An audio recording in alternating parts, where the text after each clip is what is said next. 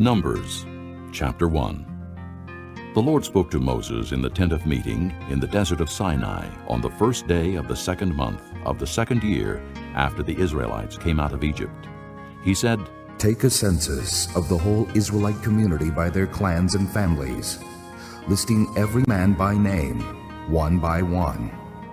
You and Aaron are to number by their divisions all the men in Israel 20 years old or more who are able to serve in the army. One man from each tribe, each the head of his family, is to help you. These are the names of the men who are to assist you. From Reuben, Elizur, son of Shedeur. From Simeon, Shelumiel, son of Zurishaddai. From Judah, Nahshon, son of Amminadab. From Issachar, Nathaniel, son of Zur. From Zebulun, Eliab, son of Helon. From the sons of Joseph, from Ephraim, Elishama, son of Ammihud.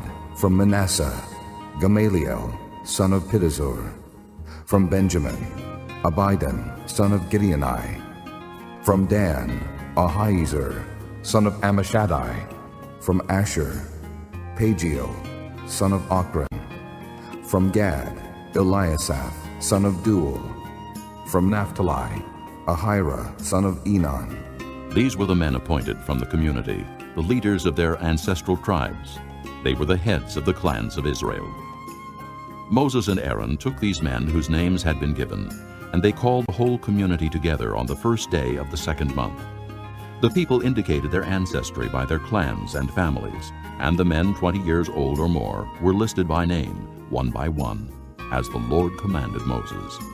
And so he counted them in the desert of Sinai. From the descendants of Reuben, the firstborn son of Israel, all the men 20 years old or more who were able to serve in the army were listed by name, one by one, according to the records of their clans and families.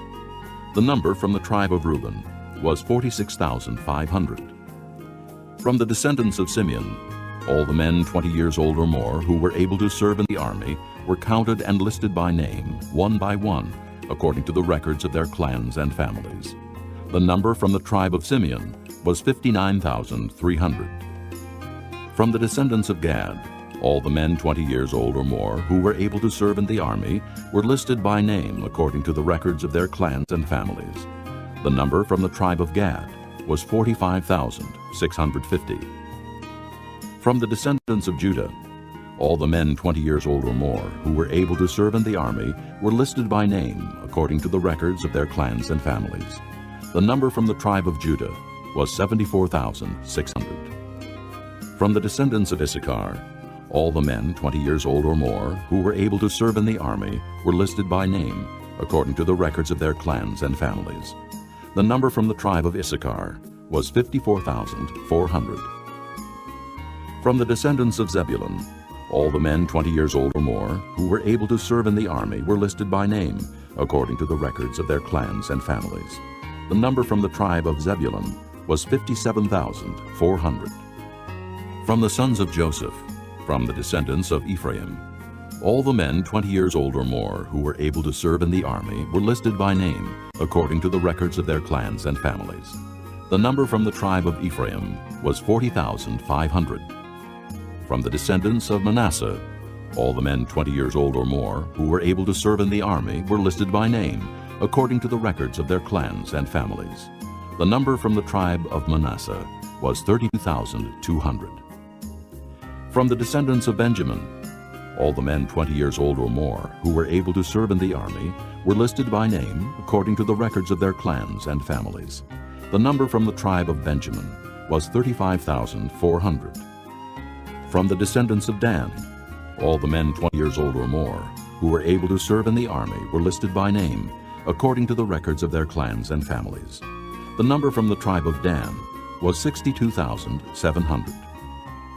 From the descendants of Asher, all the men 20 years old or more who were able to serve in the army were listed by name according to the records of their clans and families. The number from the tribe of Asher was 41,500.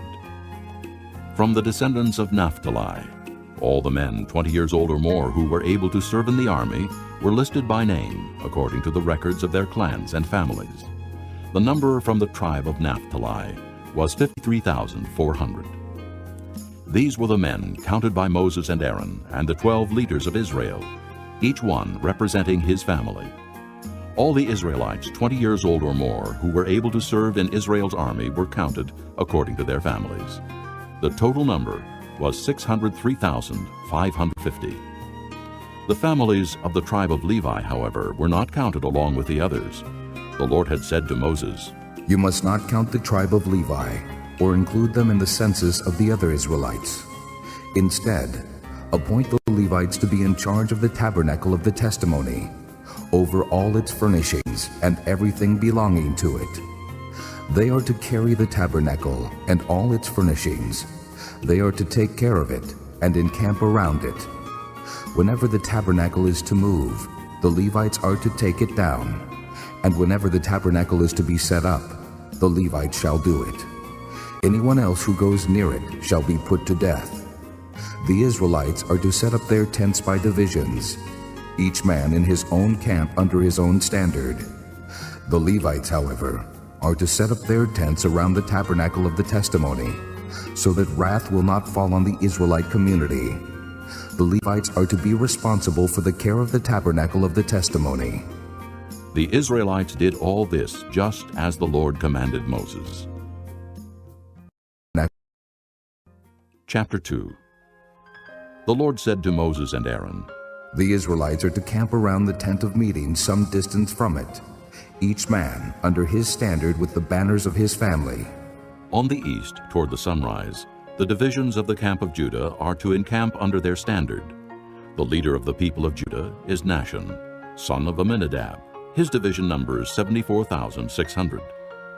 The tribe of Issachar will camp next to them. The leader of the people of Issachar is Nathanael, son of Zur. His division numbers 54,400. The tribe of Zebulun will be next. The leader of the people of Zebulun is Eliab, son of Helon. His division numbers 57,400. All the men assigned to the camp of Judah, according to their divisions, number 186,400. They will set out first. On the south will be the divisions of the camp of Reuben under their standard. The leader of the people of Reuben is Elizur, son of Shedeur. His division numbers 46,500. The tribe of Simeon will camp next to them. The leader of the people of Simeon is Shelumiel, son of Zurishaddai. His division numbers 59,300. The tribe of Gad will be next. The leader of the people of Gad is Eliasaph, son of Duel. His division numbers 45,650. All the men assigned to the camp of Reuben, according to their divisions, number 151,450. They will set out second. Then the tent of meeting and the camp of the Levites will set out in the middle of the camps. They will set out in the same order as they encamp, each in his own place under his standard. On the west will be the divisions of the camp of Ephraim under their standard. The leader of the people of Ephraim is Elishama, son of Ammihud. His division numbers 40,500. The tribe of Manasseh will be next to them. The leader of the people of Manasseh is Gamaliel, son of Pedazur. His division numbers 32,200. The tribe of Benjamin will be next. The leader of the people of Benjamin is Abidan, son of Gideoni. His division numbers 35,400. All the men assigned to the camp of Ephraim, according to their divisions, number 108,100. They will set out third. On the north will be the divisions of the camp of Dan under their standard. The leader of the people of Dan is Ahiezer, son of Ammishaddai.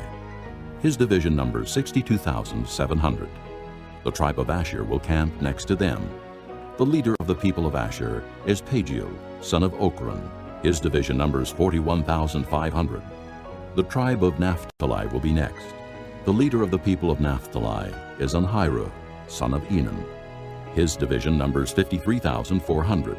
All the men assigned to the camp of Dan number 157,600. They will set out last under their standards.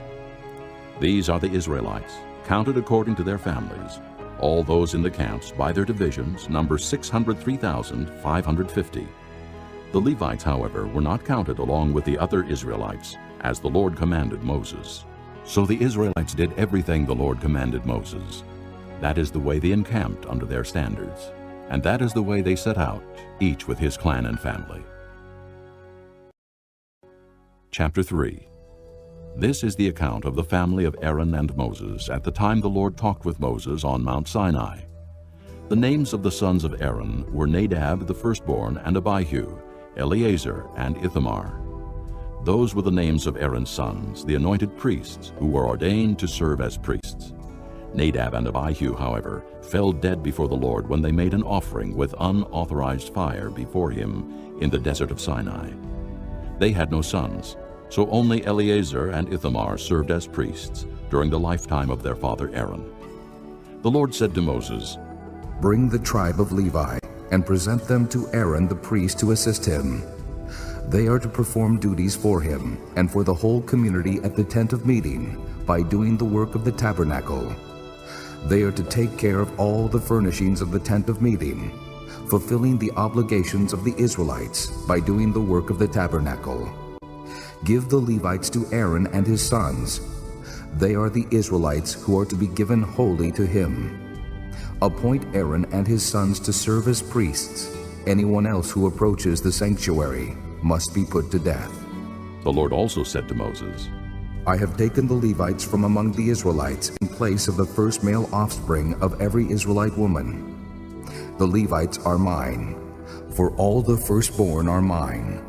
When I struck down all the firstborn in Egypt, I set apart for myself every firstborn in Israel, whether man or animal. They are to be mine. I am the Lord." The Lord said to Moses in the desert of Sinai, "Count the Levites by their families and clans. Count every male a month old or more." So Moses counted them as he was commanded by the word of the Lord. These were the names of the sons of Levi: Gershon, Kohath, and Merari. These were the names of the Gershonite clans: Libni and Shimei. The Kohathite clans: Amram, Izhar, Hebron, and Uzziel. The Merarite clans: Malai and Mushi. These were the Levite clans according to their families. To Gershon belonged the clans of the Libnites and Shimeites. These were the Gershonite clans. The number of all the males a month old or more who were counted was 7,500. The Gershonite clans were to camp on the west behind the tabernacle. The leader of the families of the Gershonites was Eliasaph, son of Lael. At the tent of meeting, the Gershonites were responsible for the care of the tabernacle and tent, its coverings, the curtain at the entrance to the tent of meeting, the curtains of the courtyard, the curtain at the entrance to the courtyard surrounding the tabernacle and altar, and the ropes and everything related to their use. To Kohath belonged the clans of the Amramites, Izharites, Hebronites, and Uzzielites. These were the Kohathite clans. The number of all the males a month old or more was 8,600. The Kohathites were responsible for the care of the sanctuary. The Kohathite clans were to camp on the south side of the tabernacle. The leader of the families of the Kohathite clans was Elizaphan, son of Uzziel. They were responsible for the care of the ark, the table, the lampstand, the altars, the articles of the sanctuary used in ministering, the curtain, and everything related to their use. The chief leader of the Levites was Eleazar, son of Aaron the priest. He was appointed over those who were responsible for the care of the sanctuary. To Merari belonged the clans of the Malites and the Mushites. These were the Merarite clans. The number of all the males a month old or more who were counted was 6,200. The leader of the families of the Merarite clans was Zuriel, son of Abihail. They were to camp on the north side of the tabernacle. The Merarites were appointed to take care of the frames of the tabernacle, its crossbars, posts, bases, all its equipment, and everything related to their use, as well as the posts of the surrounding courtyard with their bases, tent pegs, and ropes. Moses and Aaron and his sons were to camp to the east of the tabernacle toward the sunrise in front of the tent of meeting. They were responsible for the care of the sanctuary on behalf of the Israelites. Anyone else who approached the sanctuary was to be put to death. The total number of Levites counted at the Lord's command by Moses and Aaron, according to their clans, including every male a month old or more, was 22,000. The Lord said to Moses, "Count all the firstborn Israelite males who are a month old or more and make a list of their names. Take the Levites for me in place of all the firstborn of the Israelites. and the livestock of the Levites in place of all the firstborn of the livestock of the Israelites. I am the Lord. So Moses counted all the firstborn of the Israelites as the Lord commanded him. The total number of firstborn males a month old or more, listed by name, was 22,273. The Lord also said to Moses, Take the Levites in place of all the firstborn of Israel, and the livestock of the Levites in place of their livestock. The Levites are to be mine. I am the Lord. To redeem the 273 firstborn Israelites who exceed the number of the Levites, collect 5 shekels for each one, according to the sanctuary shekel, which weighs 20 gerahs. Give the money for the redemption of the additional Israelites to Aaron and his sons. So Moses collected the redemption money from those who exceeded the number redeemed by the Levites. From the firstborn of the Israelites, he collected silver weighing 1,365 shekels, according to the sanctuary shekel. Moses gave the redemption money to Aaron and his sons, as he was commanded by the word of the Lord. Chapter 4. The Lord said to Moses and Aaron, Take a census of the Kohathite branch of the Levites by their clans and families. Count all the men from 30 to 50 years of age who come to serve in the work in the tent of meeting. This is the work of the Kohathites in the tent of meeting, the care of the most holy things. When the camp is to move, Aaron and his sons are to go in and take down the shielding curtain and cover the ark of the testimony with it. Then they are to cover this with hides of sea cows. Spread a cloth of solid blue over that, and put the poles in place. Over the table of the presence they are to spread a blue cloth, and put on it the plates, dishes, and bowls, and the jars for drink offerings. The bread that is continually there is to remain on it. Over these they are to spread a scarlet cloth. Cover that with hides of sea cows, and put its poles in place. They are to take a blue cloth, and cover the lampstand that is for light, together with its lamps, its wick trimmers and trays, and all its jars for the oil used to supply it. Then they are to wrap it and all its accessories in a covering of hides of sea cows, and put it on a carrying frame. Over the gold altar they are to spread a blue cloth, and cover that with hides of sea cows, and put its poles in place. They are to take all the articles used for ministering in the sanctuary, wrap them in a blue cloth, cover that with hides of sea cows, and put them on a carrying frame. They are to remove the ashes from the bronze altar, and spread a purple cloth over it. Then they are to place on it all the utensils used for ministering at the altar, including the fire pans, meat forks, shovels, and sprinkling bowls. Over it they are to spread a covering of hides of sea cows, and put its poles in place. After Aaron and his sons have finished covering the holy furnishings and all the holy articles, and when the camp is ready to move, the Kohathites are to come to do the carrying. But they must not touch the holy things, or they will die. The Kohathites are to carry those things that are in the tent of meeting. Eleazar, son of Aaron, the priest, is to have charge of the oil for the light, the fragrant incense, the regular grain offering, and the anointing oil. He is to be in charge of the entire tabernacle and everything in it, including its holy furnishings and articles. The Lord said to Moses and Aaron, See that the Kohathite tribal clans are not cut off from the Levites, so that they may live and not die when they come near the most holy things. Do this for them. Aaron and his sons are to go into the sanctuary, and assign to each man his work and what he is to carry. But the Kohathites must not go in to look at the holy things, even for a moment, or they will die. The Lord said to Moses, Take a census also of the Gershonites by their families and clans. Count all the men from 30 to 50 years of age who come to serve in the work at the tent of meeting. This is the service of the Gershonite clans as they work and carry burdens. They are to carry the curtains of the tabernacle, the tent of meeting, its covering, and the outer covering of hides of sea cows, the curtains for the entrance to the tent of meeting, the curtains of the courtyard surrounding the tabernacle and altar, the curtain for the entrance, the ropes, and all the equipment used in its service. The Gershonites are to do all that needs to be done with these things. All their service, whether carrying or doing other work, is to be done under the direction of Aaron and his sons. You shall assign to them as their responsibility all they are to carry. This is the service of the Gershonite clans at the tent of meeting.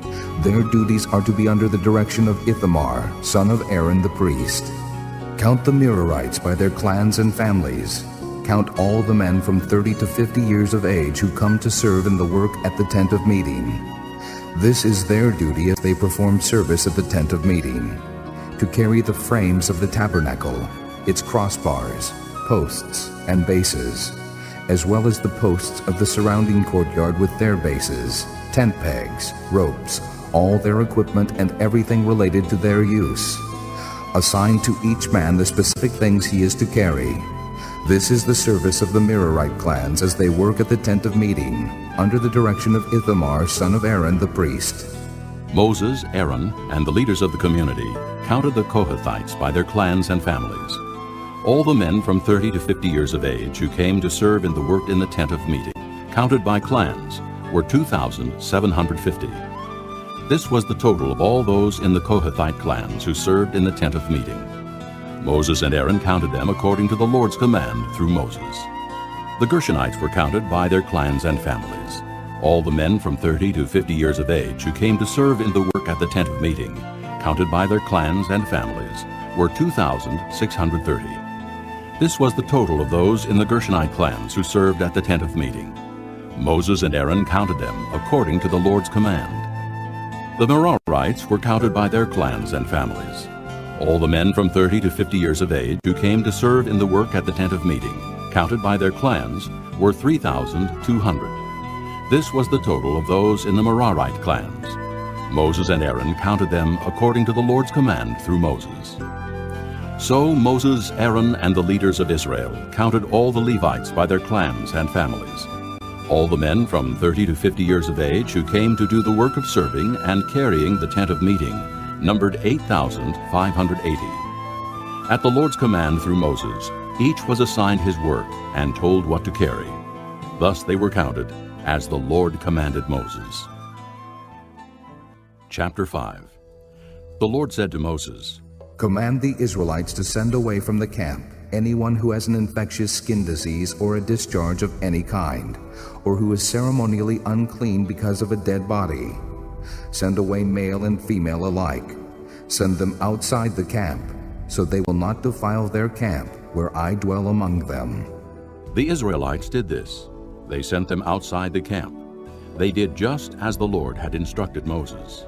The Lord said to Moses, Say to the Israelites, when a man or woman wrongs another in any way, and so is unfaithful to the Lord, that person is guilty and must confess the sin he has committed. He must make full restitution for his wrong.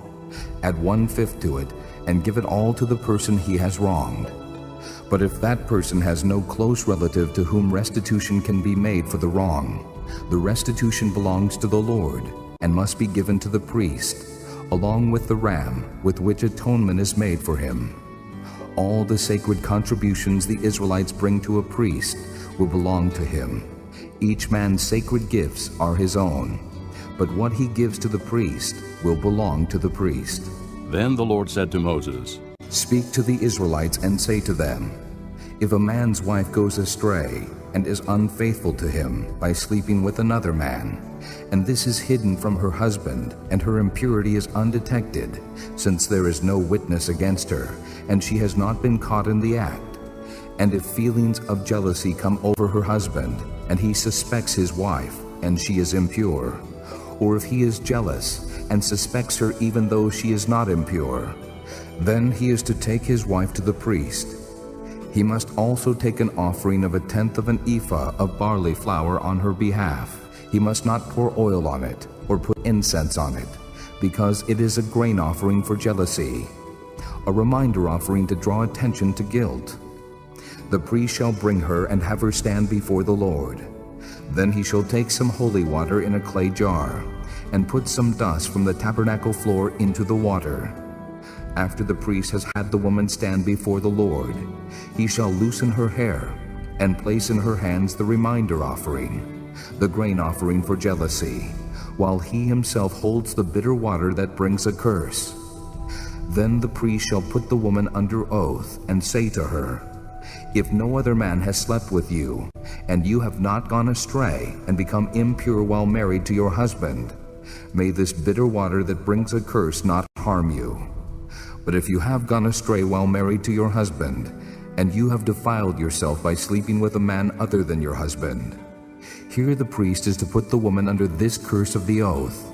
May the Lord cause your people to curse and denounce you, when he causes your thigh to waste away, and your abdomen to swell. May this water that brings a curse enter your body, so that your abdomen swells and your thigh wastes away. Then the woman is to say, Amen, so be it. The priest is to write these curses on a scroll, and then wash them off into the bitter water. He shall have the woman drink the bitter water that brings a curse, and this water will enter her and cause bitter suffering. The priest is to take from her hands the grain offering for jealousy, wave it before the Lord, and bring it to the altar. The priest is then to take a handful of the grain offering as a memorial offering and burn it on the altar. After that, he is to have the woman drink the water. If she has defiled herself and been unfaithful to her husband, then when she is made to drink the water that brings a curse, it will go into her and cause bitter suffering. Her abdomen will swell, and her thigh waste away, and she will become accursed among her people. If, however, the woman has not defiled herself and is free from impurity, she will be cleared of guilt and will be able to have children. This then is the law of jealousy when a woman goes astray and defiles herself while married to her husband, or when feelings of jealousy come over a man because he suspects his wife. The priest is to have her stand before the Lord and is to apply this entire law to her. The husband will be innocent of any wrongdoing, but the woman will bear the consequences of her sin. Chapter 6. The Lord said to Moses, Speak to the Israelites and say to them, if a man or woman wants to make a special vow, a vow of separation to the Lord as a Nazirite, he must abstain from wine and other fermented drink, and must not drink vinegar made from wine or from other fermented drink. He must not drink grape juice or eat grapes or raisins. As long as he is a Nazirite, he must not eat anything that comes from the grapevine, not even the seeds or skins. During the entire period of his vow of separation, no razor may be used on his head. He must be holy until the period of his separation to the Lord is over. He must let the hair of his head grow long. Throughout the period of his separation to the Lord, he must not go near a dead body. Even if his own father or mother or brother or sister dies, he must not make himself ceremonially unclean on account of them, because the symbol of his separation to God is on his head. Throughout the period of his separation, he is consecrated to the Lord. If someone dies suddenly in his presence, thus defiling the hair he has dedicated, he must shave his head on the day of his cleansing, the seventh day. Then on the 8th day he must bring 2 doves or 2 young pigeons to the priest at the entrance to the tent of meeting.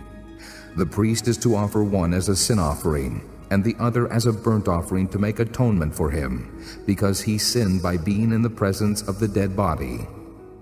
That same day he is to consecrate his head. He must dedicate himself to the Lord for the period of his separation, and must bring a year-old male lamb as a guilt offering.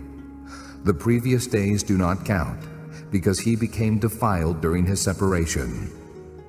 Now this is the law for the Nazirite when the period of his separation is over. He is to be brought to the entrance to the tent of meeting. There he is to present his offerings to the Lord: a year-old male lamb without defect for a burnt offering, a year-old ewe lamb without defect for a sin offering, a ram without defect for a fellowship offering, together with their grain offerings and drink offerings, and a basket of bread made without yeast, cakes made of fine flour mixed with oil, and wafers spread with oil. The priest is to present them before the Lord and make the sin offering and the burnt offering. He is to present the basket of unleavened bread and is to sacrifice the ram as a fellowship offering to the Lord, together with its grain offering and drink offering. Then, at the entrance to the tent of meeting, the Nazirite must shave off the hair that he dedicated. He is to take the hair and put it in the fire that is under the sacrifice of the fellowship offering. After the Nazirite has shaved off the hair of his dedication, the priest is to place in his hands a boiled shoulder of the ram and a cake and a wafer from the basket, both made without yeast. The priest shall then wave them before the Lord as a wave offering. They are holy and belong to the priest, together with the breast that was waved and the thigh that was presented. After that, the Nazirite may drink wine. This is the law of the Nazirite, who vows his offering to the Lord in accordance with his separation, in addition to whatever else he can afford. He must fulfill the vow he has made, according to the law of the Nazirite. The Lord said to Moses, Tell Aaron and his sons, this is how you are to bless the Israelites. Say to them, The Lord bless you and keep you. The Lord make his face shine upon you and be gracious to you. The Lord turn his face toward you and give you peace. So they will put my name on the Israelites, and I will bless them. Chapter 7. When Moses finished setting up the tabernacle, he anointed it and consecrated it and all its furnishings. He also anointed and consecrated the altar and all its utensils. Then the leaders of Israel, the heads of families who were the tribal leaders in charge of those who were counted, made offerings. They brought as their gifts before the Lord 6 covered carts and 12 oxen, an ox from each leader, and a cart from every 2. These they presented before the tabernacle. The Lord said to Moses, Accept these from them, that they may be used in the work of the tent of meeting. Give them to the Levites, as each man's work requires. So Moses took the carts and oxen and gave them to the Levites. He gave 2 carts and 4 oxen to the Gershonites as their work required. And he gave 4 carts and 8 oxen to the Merarites as their work required. They were all under the direction of Ithamar, son of Aaron the priest. But Moses did not give any to the Kohathites, because they were to carry on their shoulders the holy things for which they were responsible. When the altar was anointed, the leaders brought their offerings for its dedication and presented them before the altar. For the Lord had said to Moses, Each day, one leader is to bring his offering for the dedication of the altar. The one who brought his offering on the first day was Nahshon, son of Amminadab of the tribe of Judah. His offering was 1 silver plate weighing 130 shekels, and 1 silver sprinkling bowl weighing 70 shekels, both according to the sanctuary shekel, each filled with fine flour mixed with oil as a grain offering.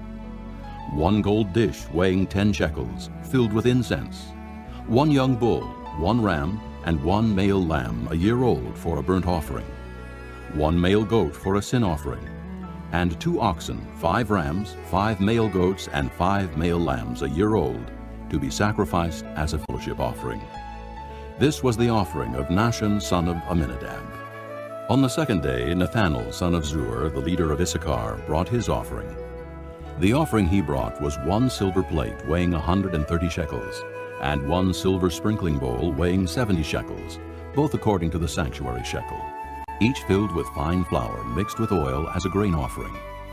1 gold dish weighing 10 shekels, filled with incense. 1 young bull, 1 ram, and 1 male lamb a year old for a burnt offering. 1 male goat for a sin offering. And 2 oxen, 5 rams, 5 male goats, and 5 male lambs a year old, to be sacrificed as a fellowship offering. This was the offering of Nathanael son of Zuar. On the third day, Eliab son of Helon, the leader of the people of Zebulun, brought his offering. His offering was 1 silver plate weighing 130 shekels, and 1 silver sprinkling bowl weighing 70 shekels, both according to the sanctuary shekel, each filled with fine flour mixed with oil as a grain offering. 1 gold dish weighing 10 shekels, filled with incense. 1 young bull, 1 ram, and 1 male lamb a year old for a burnt offering. 1 male goat for a sin offering. And 2 oxen, 5 rams, 5 male goats, and 5 male lambs a year old, to be sacrificed as a fellowship offering. This was the offering of Eliab son of Helon. On the fourth day, Eliezer, son of Shedeur, the leader of the people of Reuben, brought his offering. His offering was 1 silver plate weighing 130 shekels, and 1 silver sprinkling bowl weighing 70 shekels, both according to the sanctuary shekel, each filled with fine flour mixed with oil as a grain offering. 1 gold dish weighing 10 shekels, filled with incense. 1 young bull, 1 ram, and 1 male lamb a year old for a burnt offering. 1 male goat for a sin offering, and 2 oxen, 5 rams, 5 male goats, and 5 male lambs a year old to be sacrificed as a fellowship offering. This was the offering of Eliezer, son of Shedeur. On the fifth day, Shelumiel, son of Zurishaddai, the leader of the people of Simeon, brought his offering. His offering was 1 silver plate weighing 130 shekels, and 1 silver sprinkling bowl weighing 70 shekels, both according to the sanctuary shekel, each filled with fine flour mixed with oil as a grain offering. 1 gold dish weighing 10 shekels, filled with incense. 1 young bull, 1 ram, and 1 male lamb a year old for a burnt offering. 1 male goat for a sin offering, and 2 oxen, 5 rams, 5 male goats, and 5 male lambs a year old to be sacrificed as a fellowship offering. This was the offering of Shelumiel, son of Zurishaddai. On the sixth day, Eliasaph, son of Deuel, the leader of the people of Gad, brought his offering.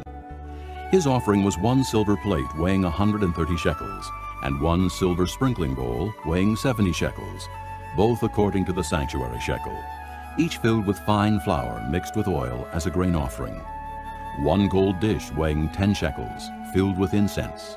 1 young bull, 1 ram, and 1 male lamb a year old for a burnt offering. 1 male goat for a sin offering, and 2 oxen, 5 rams, 5 male goats, and 5 male lambs a year old to be sacrificed as a fellowship offering. This was the offering of Eliasaph, son of Deuel. On the seventh day, Elishama, son of Ammihud, the leader of the people of Ephraim, brought his offering. His offering was 1 silver plate weighing 130 shekels, and 1 silver sprinkling bowl weighing 70 shekels, both according to the sanctuary shekel, each filled with fine flour mixed with oil as a grain offering. 1 gold dish weighing 10 shekels, filled with incense. 1 young bull, 1 ram, and 1 male lamb a year old for a burnt offering. 1 male goat for a sin offering, and 2 oxen, 5 rams, 5 male goats, and 5 male lambs a year old to be sacrificed as a fellowship offering. This was the offering of Elishama, son of Ammihud. On the eighth day, Gamaliel, son of Pedazur, the leader of the people of Manasseh, brought his offering. His offering was 1 silver plate weighing 130 shekels, and 1 silver sprinkling bowl weighing 70 shekels, both according to the sanctuary shekel, each filled with fine flour mixed with oil as a grain offering. 1 gold dish weighing 10 shekels, filled with incense. 1 young bull, 1 ram, and 1 male lamb a year old for a burnt offering. 1 male goat for a sin offering, and 2 oxen, 5 rams, 5 male goats, and 5 male lambs a year old to be sacrificed as a fellowship offering. This was the offering of Gamaliel, son of Pedazur. On the ninth day, Abidan, son of Gideoni, the leader of the people of Benjamin, brought his offering. His offering was 1 silver plate weighing 130 shekels, and 1 silver sprinkling bowl weighing 70 shekels, both according to the sanctuary shekel, each filled with fine flour mixed with oil as a grain offering. 1 gold dish weighing 10 shekels, filled with incense. 1 young bull, 1 ram, and 1 male lamb a year old for a burnt offering. 1 male goat for a sin offering, and 2 oxen, 5 rams, 5 male goats, and 5 male lambs a year old to be sacrificed as a fellowship offering. This was the offering of Abidan, son of Gideoni. On the 10th day, Ahiezer, son of Ammishaddai, the leader of the people of Dan, brought his offering. His offering was 1 silver plate weighing 130 shekels, and 1 silver sprinkling bowl weighing 70 shekels, both according to the sanctuary shekel, each filled with fine flour mixed with oil as a grain offering. 1 gold dish weighing 10 shekels, filled with incense. 1 young bull, 1 ram, and 1 male lamb a year old for a burnt offering. 1 male goat for a sin offering, and 2 oxen, 5 rams, 5 male goats, and 5 male lambs a year old to be sacrificed as a fellowship offering. This was the offering of Ahiezer, son of Ammishaddai. On the 11th day, Pagiel, son of Ochran, the leader of the people of Asher, brought his offering. His offering was 1 silver plate weighing 130 shekels, and 1 silver sprinkling bowl weighing 70 shekels, both according to the sanctuary shekel, each filled with fine flour mixed with oil, as a grain offering. 1 gold dish weighing 10 shekels, filled with incense. 1 young bull, 1 ram, and 1 male lamb a year old for a burnt offering. 1 male goat for a sin offering, and 2 oxen, 5 rams, 5 male goats, and 5 male lambs a year old, to be sacrificed as a fellowship offering. This was the offering of Pagiel, son of Ochran. On the 12th day, Ahira, son of Enan, the leader of the people of Naphtali, brought his offering. His offering was 1 silver plate weighing 130 shekels, and 1 silver sprinkling bowl weighing 70 shekels, both according to the sanctuary shekel, each filled with fine flour mixed with oil as a grain offering. 1 gold dish weighing 10 shekels, filled with incense. 1 young bull, 1 ram, and 1 male lamb a year old for a burnt offering. 1 male goat for a sin offering, and 2 oxen, 5 rams, 5 male goats, and 5 male lambs a year old, to be sacrificed as a fellowship offering. This was the offering of Ahira, son of Enan. These were the offerings of the Israelite leaders for the dedication of the altar when it was anointed: 12 silver plates, 12 silver sprinkling bowls, and 12 gold dishes. Each silver plate weighed 130 shekels, and each sprinkling bowl 70 shekels. Altogether, the silver dishes weighed 2,400 shekels according to the sanctuary shekel. The 12 gold dishes filled with incense weighed 10 shekels each according to the sanctuary shekel. Altogether, the gold dishes weighed 120 shekels. The total number of animals for the burnt offering came to 12 young bulls, 12 rams, and 12 male lambs a year old, together with their grain offering. 12 male goats were used for the sin offering. The total number of animals for the sacrifice of the fellowship offering came to 24 oxen, 60 rams, 60 male goats, and 60 male lambs a year old. These were the offerings for the dedication of the altar after it was anointed. When Moses entered the tent of meeting to speak with the Lord, he heard the voice speaking to him from between the 2 cherubim above the atonement cover on the ark of the testimony, and he spoke with him. Chapter 8. The Lord said to Moses, Speak to Aaron and say to him, When you set up the 7 lamps, they are to light the area in front of the lampstand. Aaron did so. He set up the lamps so that they faced forward on the lampstand, just as the Lord commanded Moses. This is how the lampstand was made. It was made of hammered gold, from its base to its blossoms. The lampstand was made exactly like the pattern the Lord had shown Moses. The Lord said to Moses, Take the Levites from among the other Israelites and make them ceremonially clean. To purify them, do this: sprinkle the water of cleansing on them. Then have them shave their whole bodies and wash their clothes, and so purify themselves. Have them take a young bull with its grain offering of fine flour mixed with oil. Then you are to take a second young bull for a sin offering. Bring the Levites to the front of the tent of meeting and assemble the whole Israelite community. You are to bring the Levites before the Lord, and the Israelites are to lay their hands on them. Aaron is to present the Levites before the Lord as a wave offering from the Israelites, so that they may be ready to do the work of the Lord. After the Levites lay their hands on the heads of the bulls, use the one for a sin offering to the Lord and the other for a burnt offering, to make atonement for the Levites. Have the Levites stand in front of Aaron and his sons, and then present them as a wave offering to the Lord.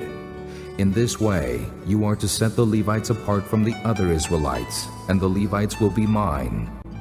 After you have purified the Levites and presented them as a wave offering, they are to come to do their work at the tent of meeting. They are the Israelites who are to be given wholly to me. I have taken them as my own in place of the firstborn, the first male offspring from every Israelite woman. Every firstborn male in Israel, whether man or animal, is mine. When I struck down all the firstborn in Egypt, I set them apart for myself, and I have taken the Levites in place of all the firstborn sons in Israel. Of all the Israelites, I have given the Levites as gifts to Aaron and his sons, to do the work at the tent of meeting on behalf of the Israelites, and to make atonement for them, so that no plague will strike the Israelites when they go near the sanctuary. Moses, Aaron, and the whole Israelite community did with the Levites just as the Lord commanded Moses. The Levites purified themselves and washed their clothes. Then Aaron presented them as a wave offering before the Lord, and made atonement for them to purify them. After that, the Levites came to do their work at the tent of meeting under the supervision of Aaron and his sons. They did with the Levites just as the Lord commanded Moses. The Lord said to Moses, This applies to the Levites. Men 25 years old or more shall come to take part in the work at the tent of meeting. But at the age of 50, they must retire from their regular service and work no longer. They may assist their brothers in performing their duties at the tent of meeting, but they themselves must not do the work. This then is how you are to assign the responsibilities of the Levites. Chapter 9. The Lord spoke to Moses in the desert of Sinai in the first month of the second year after they came out of Egypt. He said, Have the Israelites celebrate the Passover at the appointed time. Celebrate it at the appointed time, at twilight on the 14th day of this month, in accordance with all its rules and regulations. So Moses told the Israelites to celebrate the Passover, and they did so in the desert of Sinai at twilight on the 14th day of the first month. The Israelites did everything just as the Lord commanded Moses. But some of them could not celebrate the Passover on that day because they were ceremonially unclean on account of a dead body. So they came to Moses and Aaron that same day and said to Moses, We have become unclean because of a dead body. But why should we be kept from presenting the Lord's offering with the other Israelites at the appointed time? Moses answered them, Wait until I find out what the Lord commands concerning you. Then the Lord said to Moses, Tell the Israelites, when any of you or your descendants are unclean because of a dead body, or are away on a journey, they may still celebrate the Lord's Passover. They are to celebrate it on the 14th day of the second month at twilight. They are to eat the lamb, together with unleavened bread and bitter herbs. They must not leave any of it till morning, or break any of its bones. When they celebrate the Passover, they must follow all the regulations. But if a man who is ceremonially clean and not on a journey fails to celebrate the Passover, that person must be cut off from his people, because he did not present the Lord's offering at the appointed time. That man will bear the consequences of his sin. An alien living among you who wants to celebrate the Lord's Passover must do so in accordance with its rules and regulations. You must have the same regulations for the alien and the native-born. On the day the tabernacle, the tent of the testimony, was set up, the cloud covered it. From evening till morning the cloud above the tabernacle looked like fire. That is how it continued to be. The cloud covered it, and at night it looked like fire. Whenever the cloud lifted from above the tent, the Israelites set out. Wherever the cloud settled, the Israelites encamped. At the Lord's command, the Israelites set out, and at his command they encamped. As long as the cloud stayed over the tabernacle, they remained in camp. When the cloud remained over the tabernacle a long time, the Israelites obeyed the Lord's order and did not set out. Sometimes the cloud was over the tabernacle only a few days. At the Lord's command, they would encamp, and then at his command they would set out. Sometimes the cloud stayed only from evening till morning, and when it lifted in the morning, they set out. Whether by day or by night, whenever the cloud lifted, they set out. Whether the cloud stayed over the tabernacle for 2 days, or a month, or a year, the Israelites would remain in camp and not set out. But when it lifted, they would set out. At the Lord's command they encamped, and at the Lord's command they set out. They obeyed the Lord's order, in accordance with his command through Moses. Chapter 10. The Lord said to Moses, Make 2 trumpets of hammered silver, and use them for calling the community together, and for having the camp set out. When both are sounded, the whole community is to assemble before you at the entrance to the tent of meeting. If only one is sounded, the leaders, the heads of the clans of Israel, are to assemble before you. When a trumpet blast is sounded, The tribes camping on the east are to set out. At the sounding of a second blast, the camps on the south are to set out. The blast will be the signal for setting out. To gather the assembly, blow the trumpets, but not with the same signal. The sons of Aaron, the priests, are to blow the trumpets. This is to be a lasting ordinance for you and the generations to come. When you go into battle in your own land against an enemy who is oppressing you, sound a blast on the trumpets. Then you will be remembered by the Lord your God and rescued from your enemies.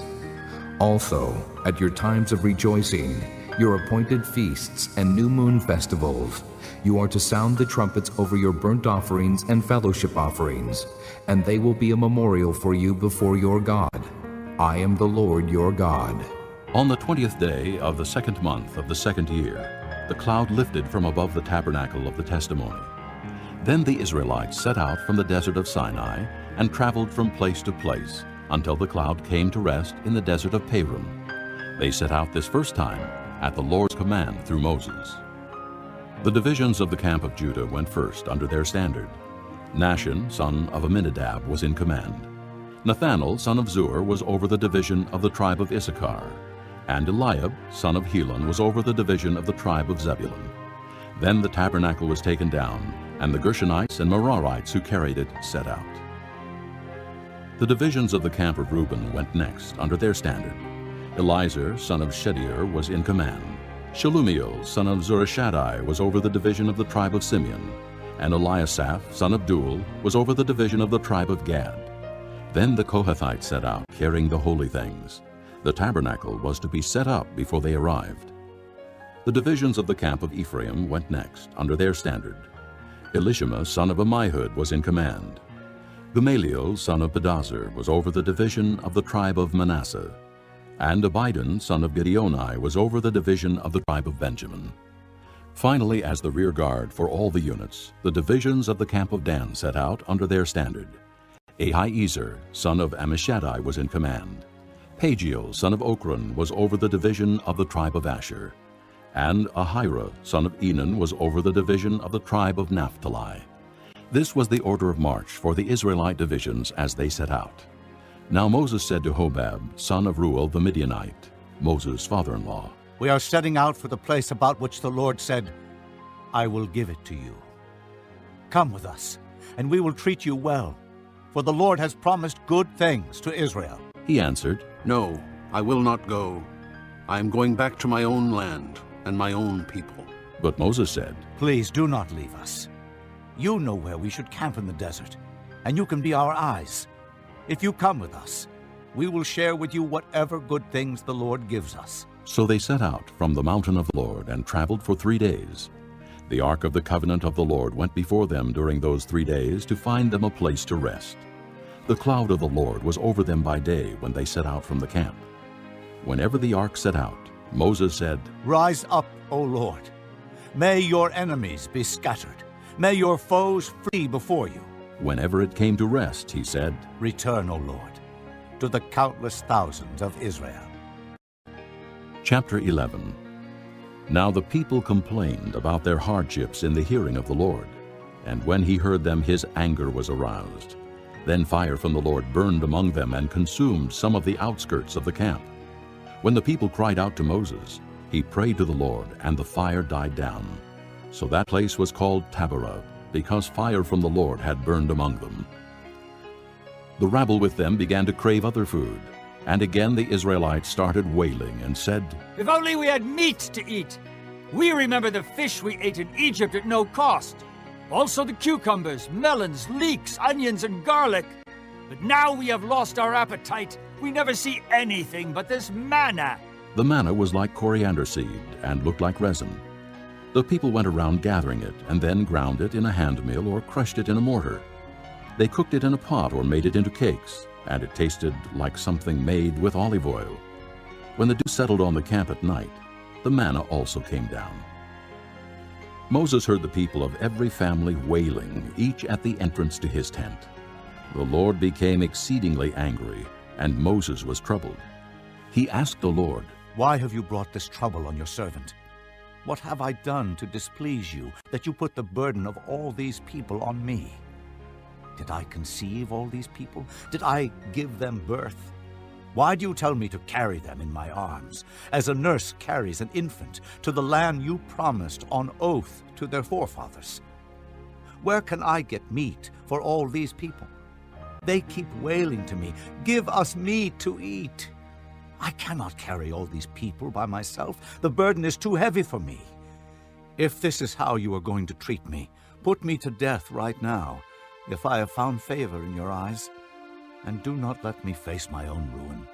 The Lord said to Moses, Bring me 70 of Israel's elders, who are known to you as leaders and officials among the people. Have them come to the tent of meeting, that they may stand there with you. I will come down and speak with you there, and I will take of the Spirit that is on you, and put the Spirit on them. They will help you carry the burden of the people, so that you will not have to carry it alone. Tell the people, consecrate yourselves in preparation for tomorrow, when you will eat meat. The Lord heard you when you wailed, "If only we had meat to eat. We were better off in Egypt." Now the Lord will give you meat, and you will eat it.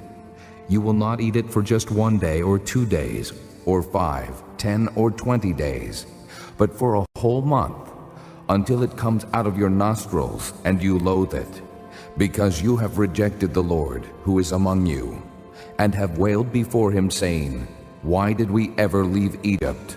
But Moses said, Here I am among 600,000 men on foot, and you say, "I will give them meat to eat for a whole month." Would they have enough if flocks and herds were slaughtered for them? Would they have enough if all the fish in the sea were caught for them? The Lord answered Moses, Is the Lord's arm too short? You will now see whether or not what I say will come true for you. So Moses went out and told the people what the Lord had said. He brought together 70 of their elders and had them stand around the tent. Then the Lord came down in the cloud and spoke with him. And he took of the Spirit that was on him and put the Spirit on the 70 elders. When the Spirit rested on them, they prophesied, but they did not do so again. However, 2 men, whose names were Eldad and Medad, had remained in the camp. They were listed among the elders, but did not go out to the tent. Yet the Spirit also rested on them, and they prophesied in the camp. A young man ran and told Moses, Eldad and Medad are prophesying in the camp. Joshua son of Nun, who had been Moses' aide since youth, spoke up and said, Moses, my lord, stop them! But Moses replied, Are you jealous for my sake? I wish that all the Lord's people were prophets, and that the Lord would put his Spirit on them. Then Moses and the elders of Israel returned to the camp. Now a wind went out from the Lord and drove quail in from the sea. It brought them down all around the camp to about 3 feet above the ground, as far as a day's walk in any direction. All that day and night, and all the next day, the people went out and gathered quail. No one gathered less than 10 homers. Then they spread them out all around the camp. But while the meat was still between their teeth, and before it could be consumed, the anger of the Lord burned against the people, and he struck them with a severe plague. Therefore the place was named Kibroth Hattaavah, because there they buried the people who had craved other food. From Kibroth Hattaavah the people traveled to Hazeroth and stayed there. Chapter 12. Miriam and Aaron began to talk against Moses because of his Cushite wife, for he had married a Cushite. Has the Lord spoken only through Moses? They asked, Hasn't he also spoken through us?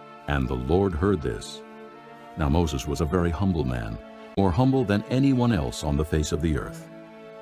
At once the Lord said to Moses, Aaron, and Miriam, Come out to the tent of meeting, all 3 of you. So the 3 of them came out. Then the Lord came down in a pillar of cloud. He stood at the entrance to the tent and summoned Aaron and Miriam. When both of them stepped forward, he said, Listen to my words. When a prophet of the Lord is among you, I reveal myself to him in visions. I speak to him in dreams. But this is not true of my servant Moses. He is faithful in all my house. With him I speak face to face, clearly, and not in riddles. He sees the form of the Lord. Why then were you not afraid to speak against my servant Moses? The anger of the Lord burned against them, and he left them. When the cloud lifted from above the tent, there stood Miriam, leprous like snow. Aaron turned toward her and saw that she had leprosy, and he said to Moses, Please, my lord, do not hold against us the sin we have so foolishly committed. Do not let her be like a stillborn infant, coming from its mother's womb with its flesh half eaten away. So Moses cried out to the Lord. O God, please heal her. The Lord replied to Moses, If her father had spit in her face, would she not have been in disgrace for 7 days? Confine her outside the camp for 7 days. After that, she can be brought back. So Miriam was confined outside the camp for 7 days, and the people did not move on till she was brought back. After that, the people left Hazeroth and encamped in the desert of Paran. Chapter 13. The Lord said to Moses, Send some men to explore the land of Canaan, which I am giving to the Israelites. From each ancestral tribe, send one of its leaders. So at the Lord's command, Moses sent them out from the desert of Paran. All of them were leaders of the Israelites. These are their names. From the tribe of Reuben, Shammua, son of Zachar. From the tribe of Simeon, Shaphat, son of Hori. From the tribe of Judah, Caleb, son of Jephunneh. From the tribe of Issachar, Igal, son of Joseph. From the tribe of Ephraim, Hoshea, son of Nun. From the tribe of Benjamin, Paltai, son of Raphu. From the tribe of Zebulun, Gadiel, son of Sodai. From the tribe of Manasseh, a tribe of Joseph, Gadai, son of Susai. From the tribe of Dan, Amiel, son of Gemalli.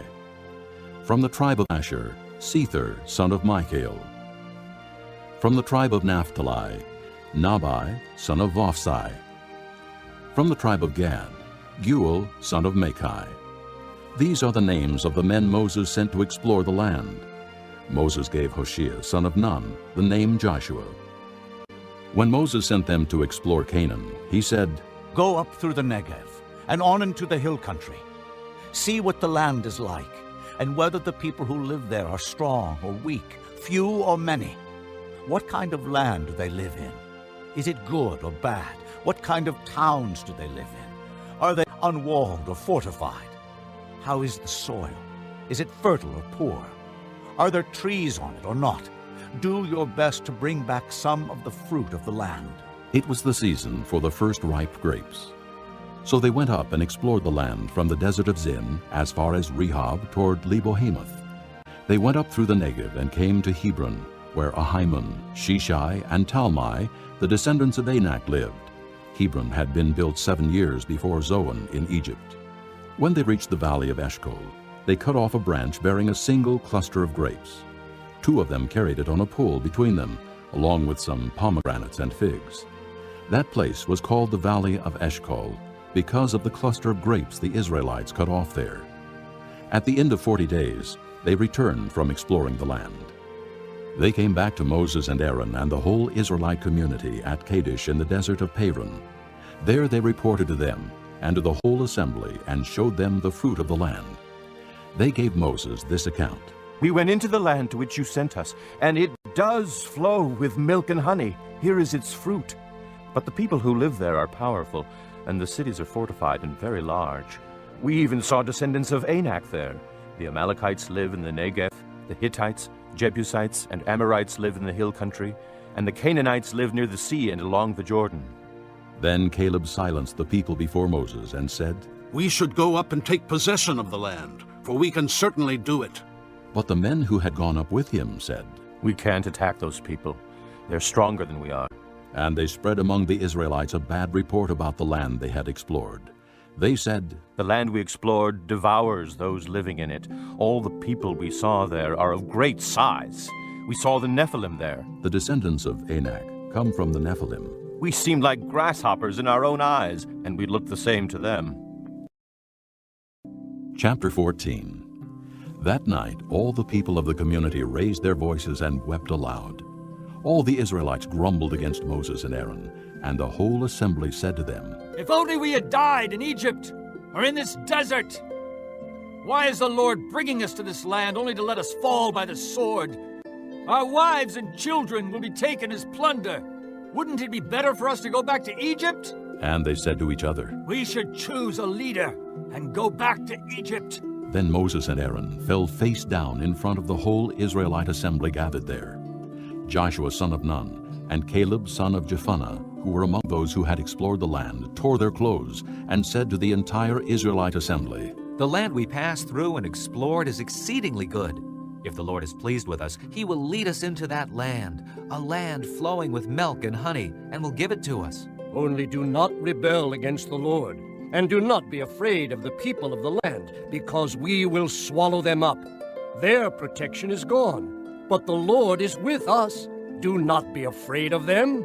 But the whole assembly talked about stoning them. Then the glory of the Lord appeared at the tent of meeting to all the Israelites. The Lord said to Moses, How long will these people treat me with contempt? How long will they refuse to believe in me, in spite of all the miraculous signs I have performed among them? I will strike them down with a plague and destroy them, but I will make you into a nation greater and stronger than they. Moses said to the Lord, Then the Egyptians will hear about it. By your power you brought these people up from among them, and they will tell the inhabitants of this land about it. They have already heard that you, O Lord, are with these people, and that you, O Lord, have been seen face to face, that your cloud stays over them, and that you go before them in a pillar of cloud by day, and a pillar of fire by night. If you put these people to death all at one time, the nations who have heard this report about you will say, The Lord was not able to bring these people into the land he promised them on oath, so he slaughtered them in the desert. Now may the Lord's strength be displayed, just as you have declared.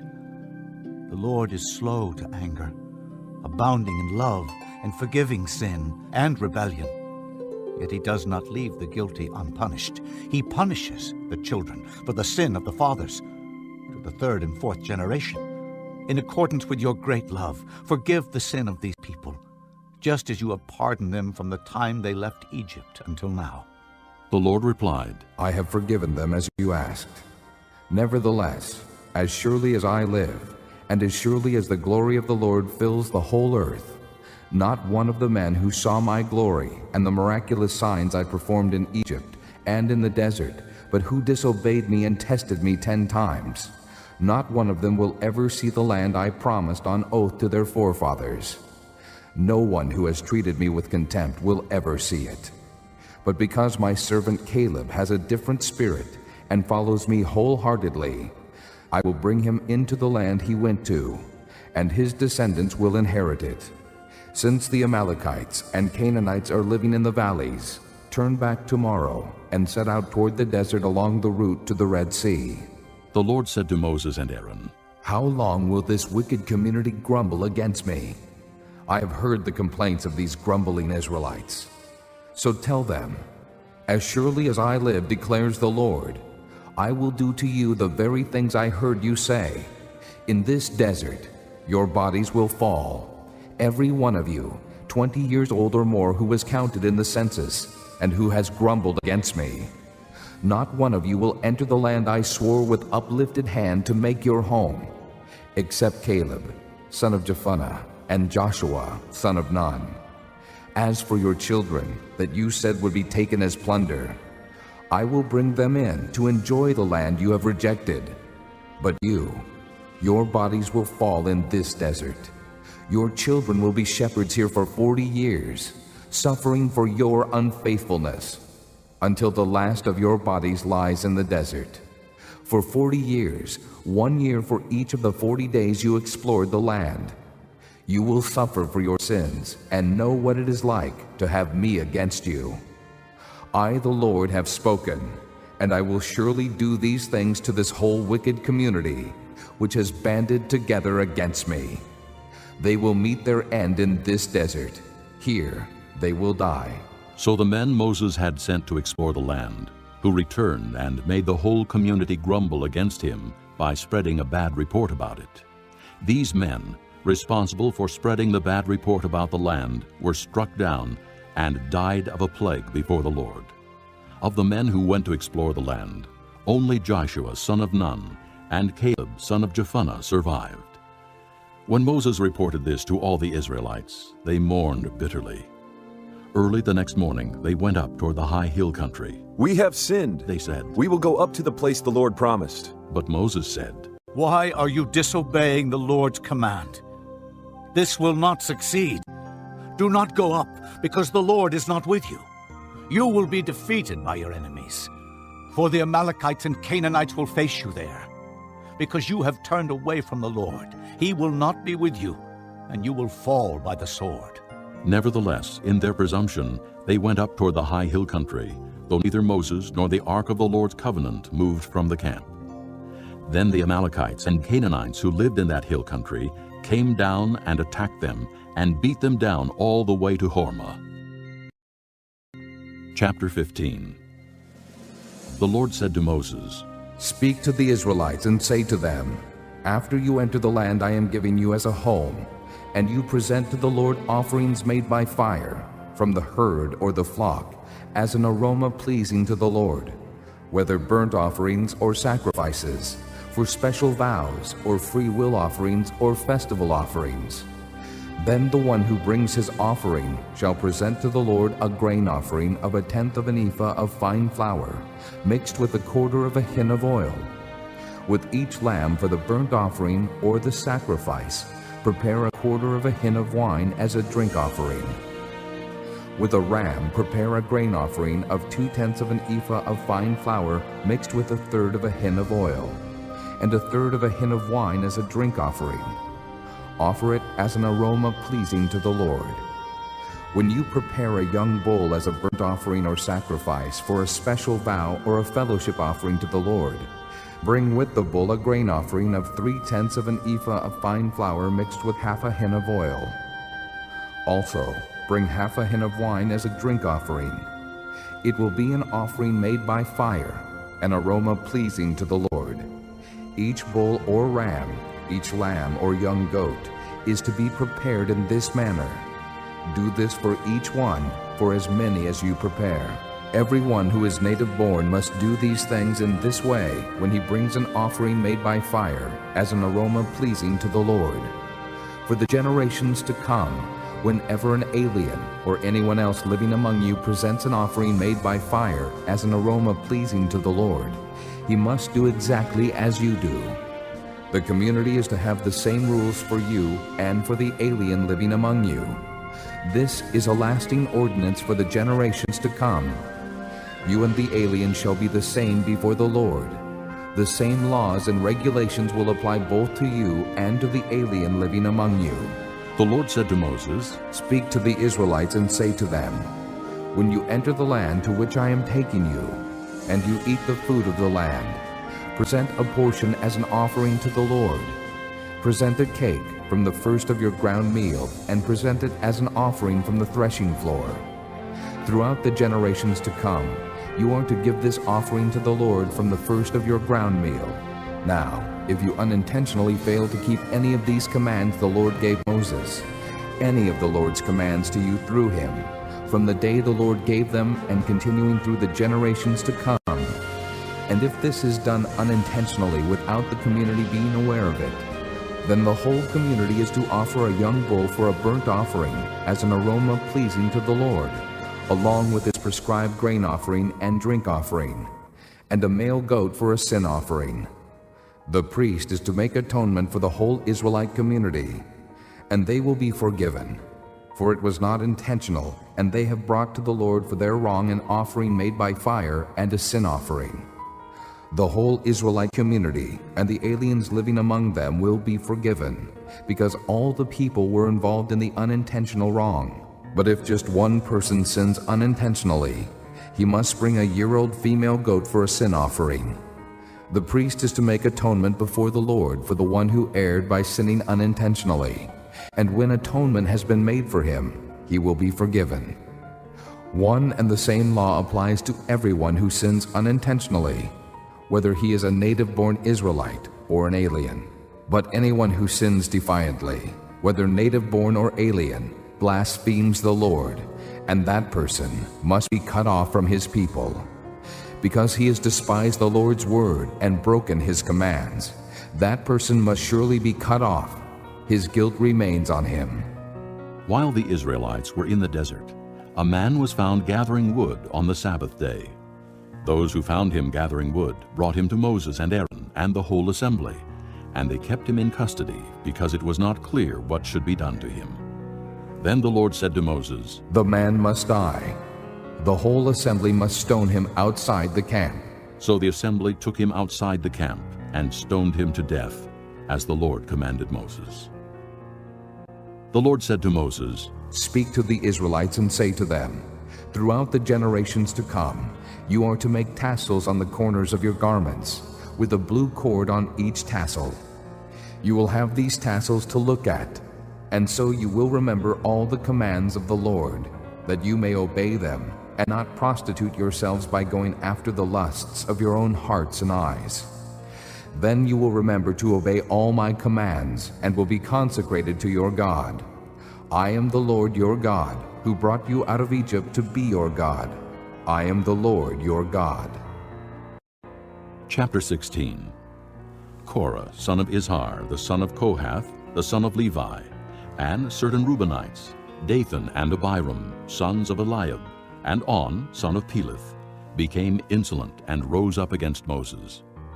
With them were 250 Israelite men, well-known community leaders who had been appointed members of the council. They came as a group to oppose Moses and Aaron, and said to them, You have gone too far. The whole community is holy, every one of them, and the Lord is with them. Why then do you set yourselves above the Lord's assembly? When Moses heard this, he fell face down. Then he said to Korah and all his followers, In the morning, the Lord will show who belongs to him and who is holy, and he will have that person come near him. The man he chooses, he will cause to come near him. You, Korah, and all your followers are to do this.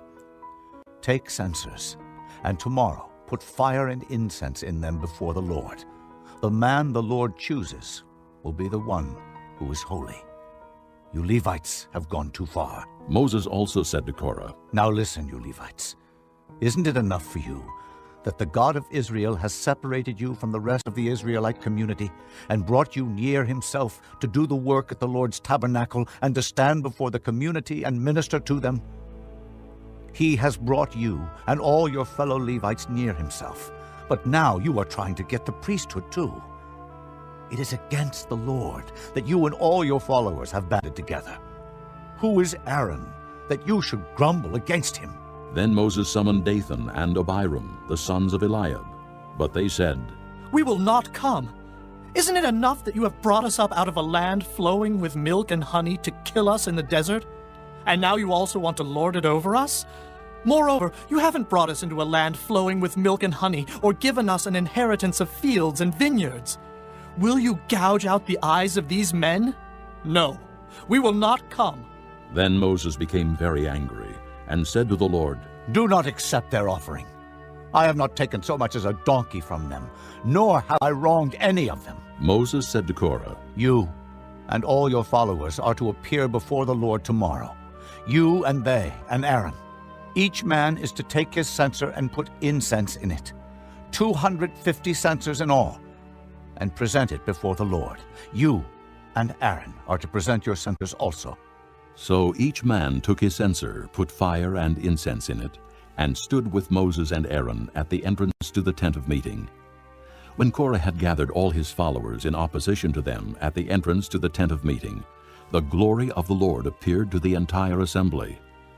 The Lord said to Moses and Aaron, Separate yourselves from this assembly, so I can put an end to them at once. But Moses and Aaron fell face down and cried out, O God, God of the spirits of all mankind, will you be angry with the entire assembly when only one man sins? Then the Lord said to Moses, Say to the assembly, Move away from the tents of Korah, Dathan, and Abiram. Moses got up and went to Dathan and Abiram, and the elders of Israel followed him.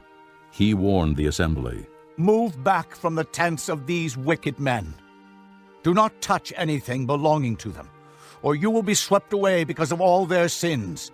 So they moved away from the tents of Korah, Dathan, and Abiram.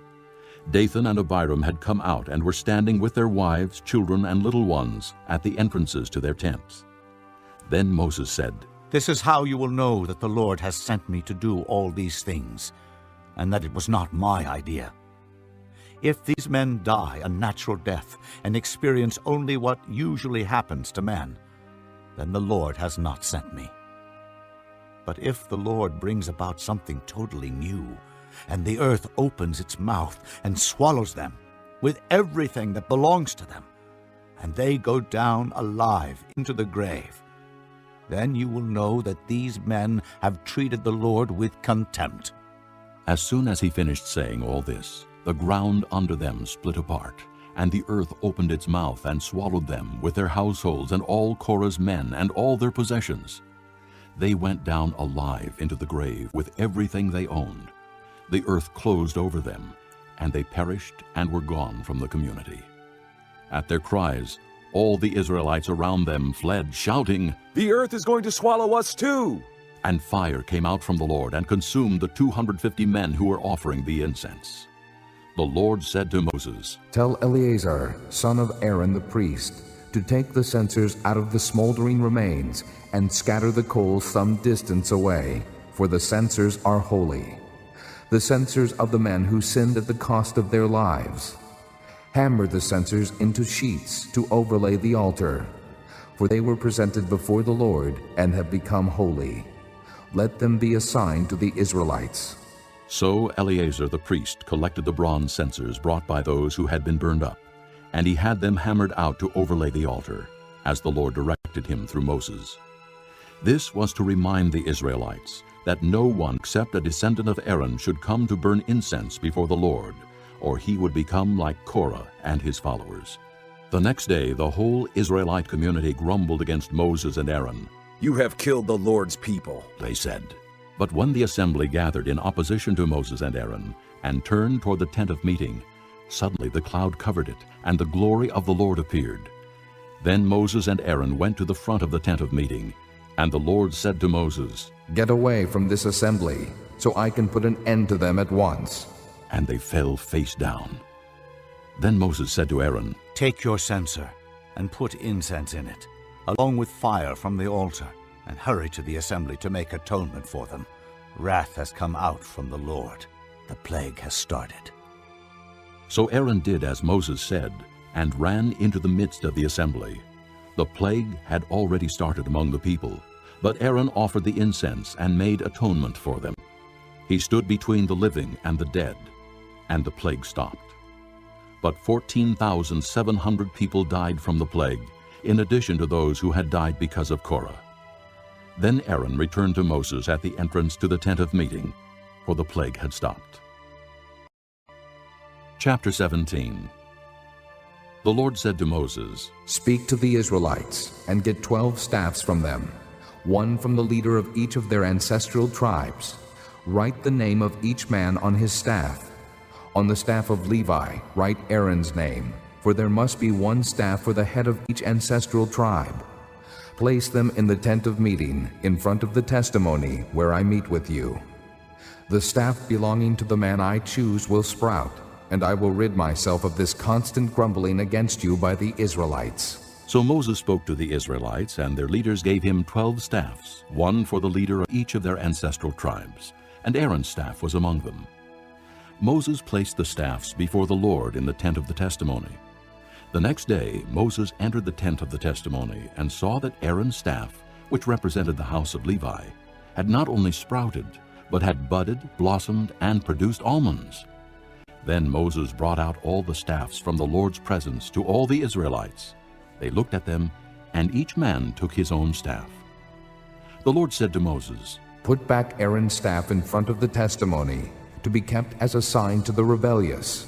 This will put an end to their grumbling against me, so that they will not die." Moses did just as the Lord commanded him. The Israelites said to Moses, "We will die. We are lost. We are all lost. Anyone who even comes near the tabernacle of the Lord will die. Are we all going to die?"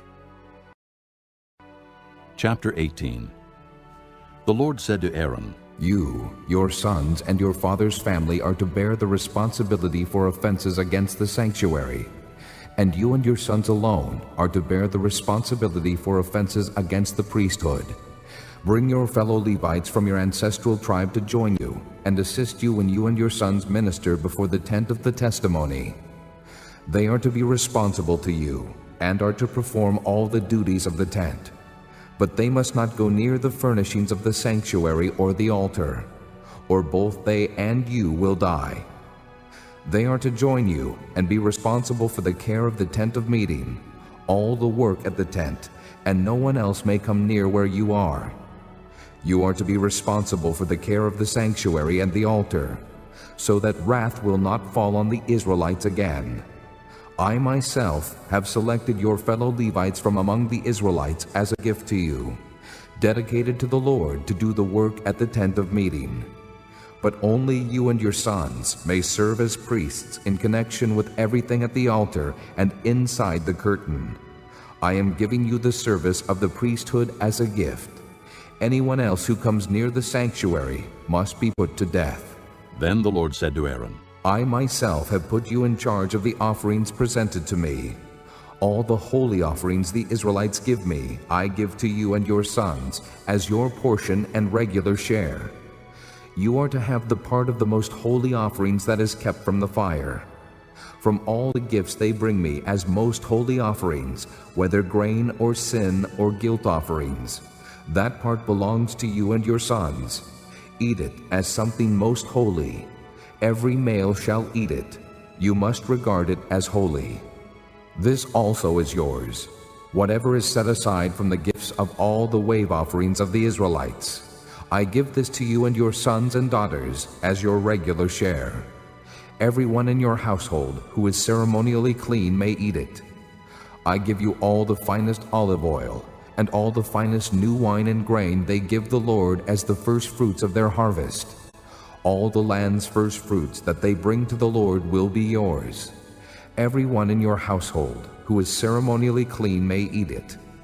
Everything in Israel that is devoted to the Lord is yours. The first offspring of every womb, both man and animal, that is offered to the Lord is yours. But you must redeem every firstborn son and every firstborn male of unclean animals. When they are a month old, you must redeem them at the redemption price set at 5 shekels of silver, according to the sanctuary shekel, which weighs 20 gerahs. But you must not redeem the firstborn of an ox, a sheep, or a goat. They are holy.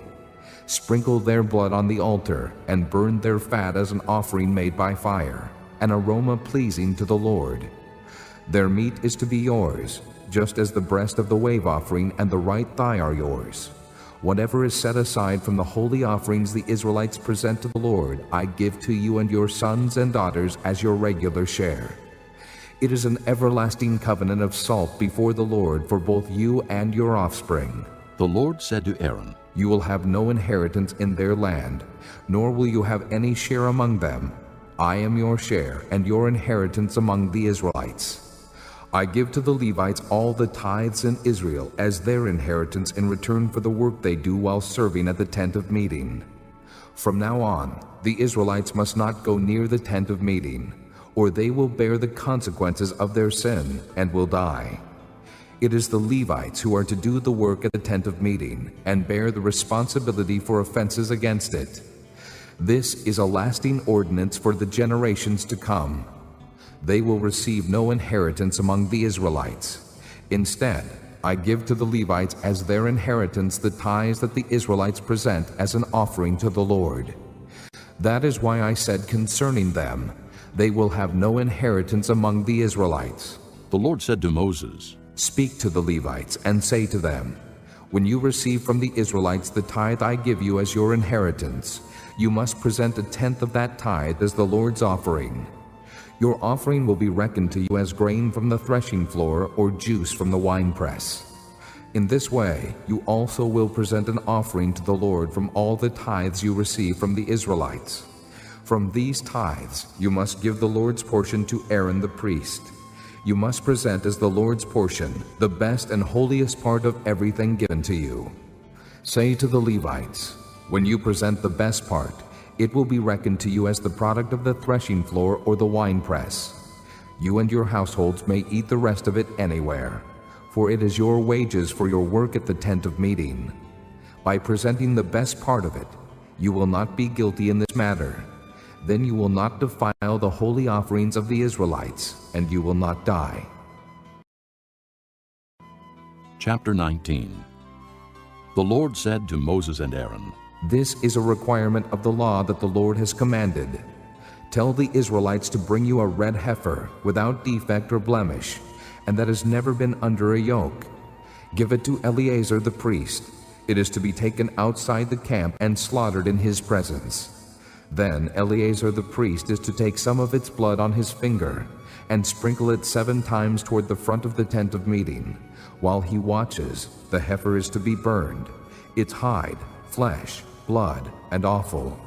The priest is to take some cedar wood, hyssop, and scarlet wool, and throw them onto the burning heifer. After that, the priest must wash his clothes and bathe himself with water. He may then come into the camp, but he will be ceremonially unclean till evening. The man who burns it must also wash his clothes and bathe with water, and he too will be unclean till evening. A man who is clean shall gather up the ashes of the heifer and put them in a ceremonially clean place outside the camp. They shall be kept by the Israelite community for use in the water of cleansing. It is for purification from sin. The man who gathers up the ashes of the heifer must also wash his clothes, and he too will be unclean till evening. This will be a lasting ordinance, both for the Israelites and for the aliens living among them. Whoever touches the dead body of anyone will be unclean for 7 days. He must purify himself with the water on the 3rd day and on the 7th day. Then he will be clean. But if he does not purify himself on the 3rd and 7th days, he will not be clean. Whoever touches the dead body of anyone and fails to purify himself defiles the Lord's tabernacle. That person must be cut off from Israel. Because the water of cleansing has not been sprinkled on him, he is unclean. His uncleanness remains on him. This is the law that applies when a person dies in a tent. Anyone who enters the tent and anyone who is in it will be unclean for 7 days. And every open container without a lid fastened on it will be unclean. Anyone out in the open who touches someone who has been killed with a sword, or someone who has died a natural death, or anyone who touches a human bone or a grave will be unclean for 7 days. For the unclean person, put some ashes from the burnt purification offering into a jar and pour fresh water over them. Then a man who is ceremonially clean is to take some hyssop, dip it in the water, and sprinkle the tent and all the furnishings and the people who were there. He must also sprinkle anyone who has touched a human bone or a grave, or someone who has been killed, or someone who has died a natural death. The man who is clean is to sprinkle the unclean person on the 3rd and 7th days, and on the 7th day he is to purify him. The person being cleansed must wash his clothes and bathe with water, and that evening he will be clean.